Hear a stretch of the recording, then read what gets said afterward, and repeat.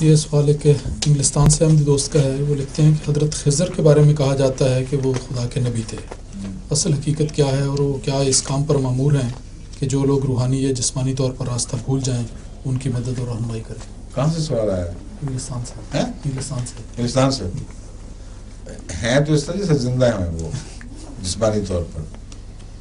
اور اگر وہ نبی تھے تو کس قوم کی طرف تھے؟ کیا ہوا ان کا؟ ان کی تاریخ قرآن کریم میں بیان ہی نہیں ہوئی, وہ ذکر تک نہیں چلتا. اس لیے وہ سمبولک ہے صرف. حضرت خضر کا واقعہ جو ہے, خضر کے ساتھ دو باتیں وابستہ ہیں.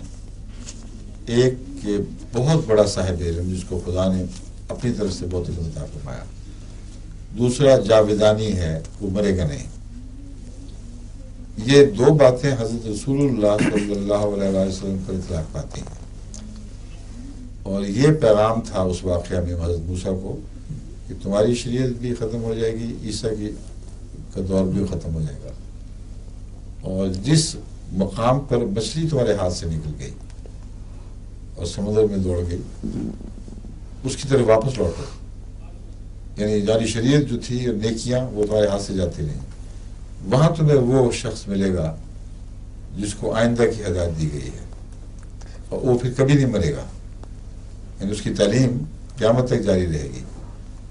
وہاں جب واپس لوٹے تو وہاں حضرت خضر کھڑے تھے, اور وہاں خضر کا لفظ استعمال نہیں ہوا, لوگوں نے نام بعد میں بنا دیا. اور انہوں نے کہا کہ تم میرے ساتھ چل نہیں سکتے, مجھے خدا تعالیٰ نے زیادہ وسیع علم عطا فرمایا ہوگا, تم بے صبری دکھاؤ گے تو نہیں چل سکتے میرے ساتھ. تو موسیٰ نے کہا نہیں میں چلتا ہوں.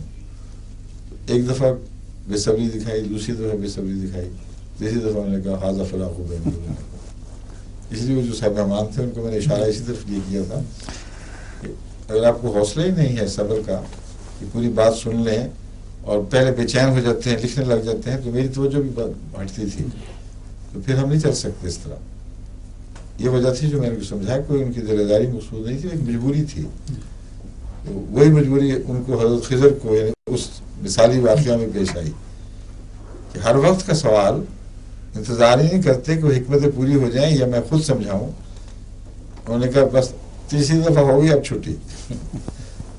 تو یہ مراد ہے وہاں حضرت خضر سے. ان کی زندگی سے مراد ان کے دین, ان کی شریعت, ان کے احکامات کی زندگی ہے جو قیامت تک ہے, وہ کبھی نہیں مٹے گی. رہنمائی بھولے بھٹکوں کی ابھی بھی کر رہے ہیں, کوئی رہنمائی حاصل تو کرے. ساری بھولی بھٹکی دنیا کی رہنمائی کر رہے ہیں, وہ ان کو پسند ہی نہیں, شوق بھی نہیں اس کا. وہ کہتے ہیں جنگل میں گھومے کہیں ہم تو وہاں کوئی حضرت خضر نظر ہمیں پکڑ کے رستہ کرنے, وہ اس سے تو کمپس چاہیے. پھر آج کل تو نئے ذرائع نکلائے ہیں, وہ آسمان سے بھی حوالہ لیا جا سکتا ہے, جو سیٹلائٹ بول رہے ہیں, ایگزیکٹ آپ کو بتا دے گا آپ کی پوزیشن کہاں ہے, اور واپسی کا راستہ آپ کو لیڈ کر کے لے جائے گا کہ فلاں جگہ تک پہنچ جاؤ. تو حضرت خضر کی کیا ضرورت ہے ان کو؟